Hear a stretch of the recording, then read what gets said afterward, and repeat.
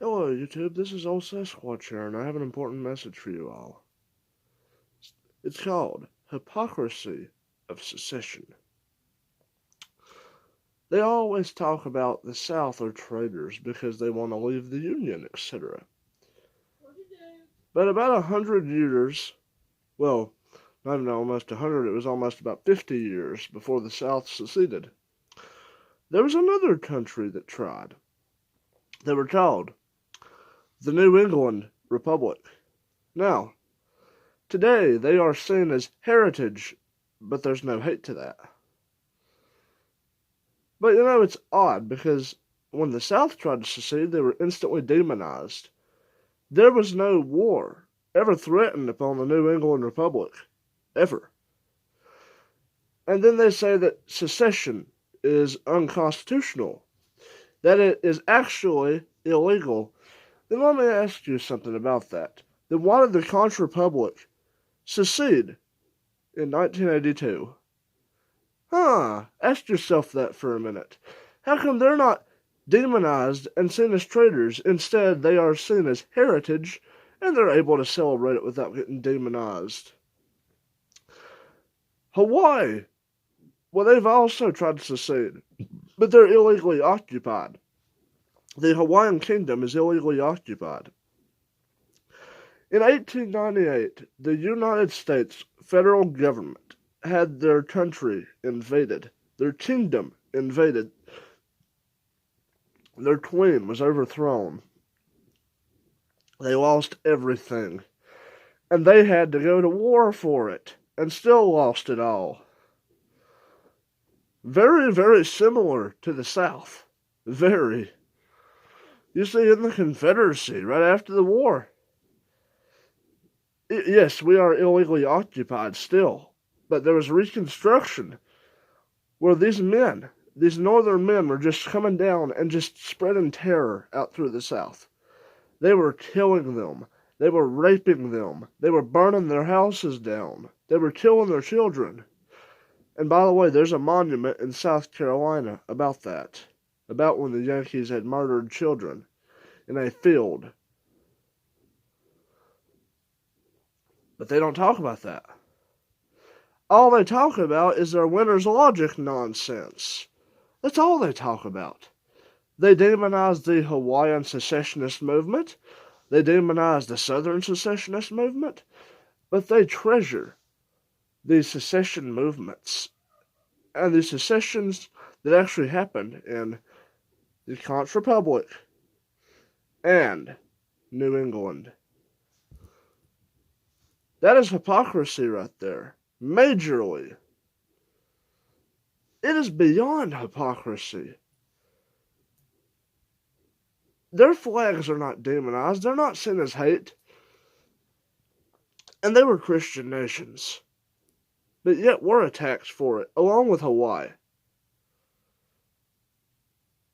It is hogwash, pure poppycock, that they are doing this to us.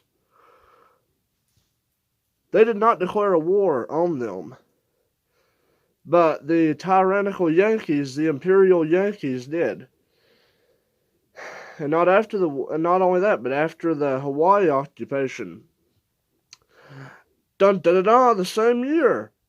By false propaganda and yellow journalism, they invaded Cuba. Little did they know that they were going to be fighting former Confederate soldiers there. And they were.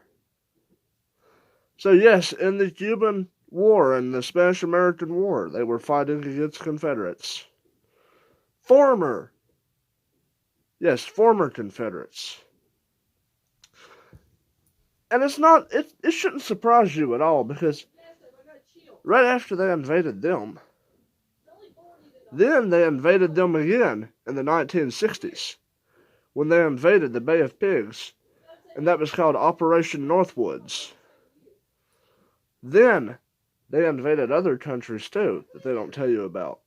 They invaded Latin America. They invaded half of the world, but they don't talk about that. Ever. But yet they'll demonize us Southerners because they tell us that we can't secede. Because it's not a constitutional right, which is actually wrong, and it's nonsense. Amendment 10 of the United States Constitution, powers are reserved to the states. Secession is a power reserved to that state. If a state wishes to leave, in that amendment, they are allowed to. And so that's how the South seceded. That entire war was an illegal war because of Lincoln being an aggression. He was an aggressor.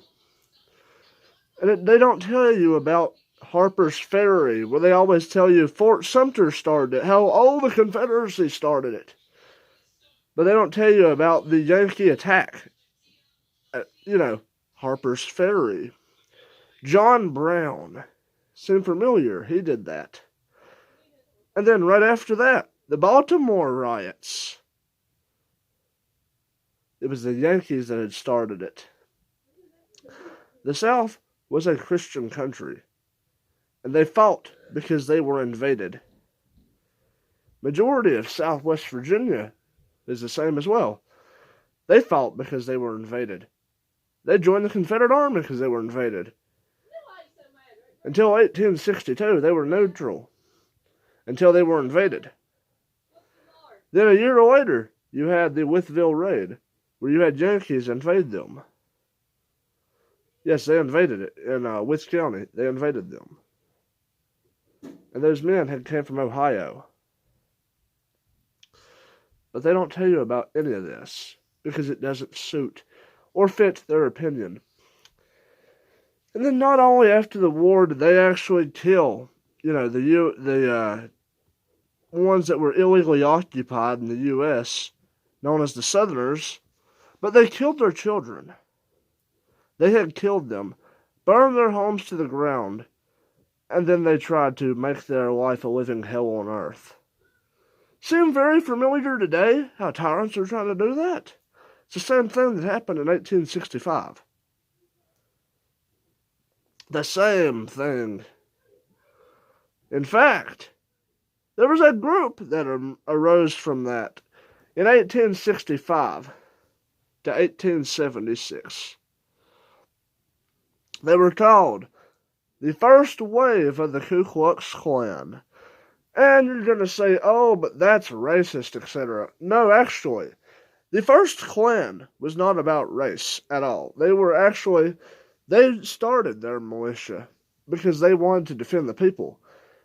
These Yankees were literally torturing them and making their lives literally a hell on earth. They were killing them. They were murdering them. And the only thing they could do was fight back. And that was it, a bloody reconstruction. But it happened. It happened. And many of these people left when Nathan Bedford Forrest had left. Because he saw the Yankees had put on their robe and they started spreading all kinds of terror to all of the blacks, all of the minorities. They were trying to start a propaganda war against them. And what happened?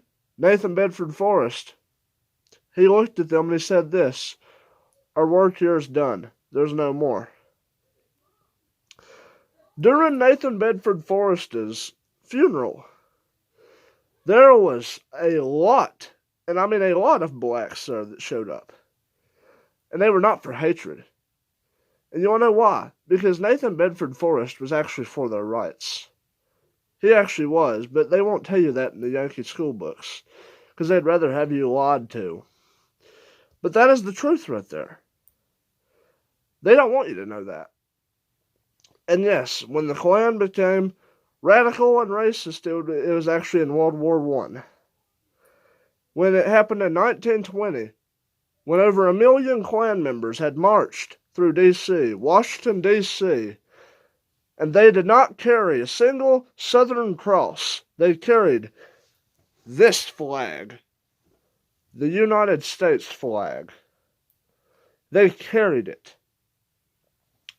Yes, they carried it.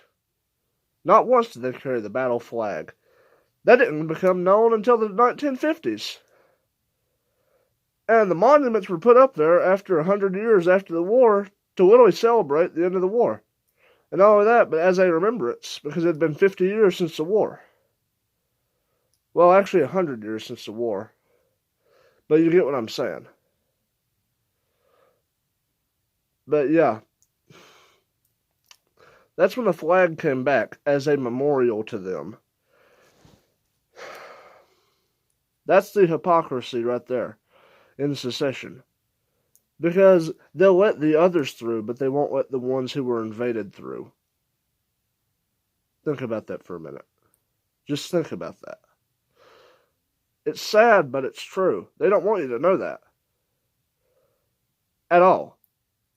They refuse to tell you the truth about Hawaii. They refuse to teach you the truth about the South. They really do. You know, I found something interesting. I was reading about it. Not a single Southerner invaded Hawaii. Hawaii actually sided with the South in 1861 to 65. Yes, they did.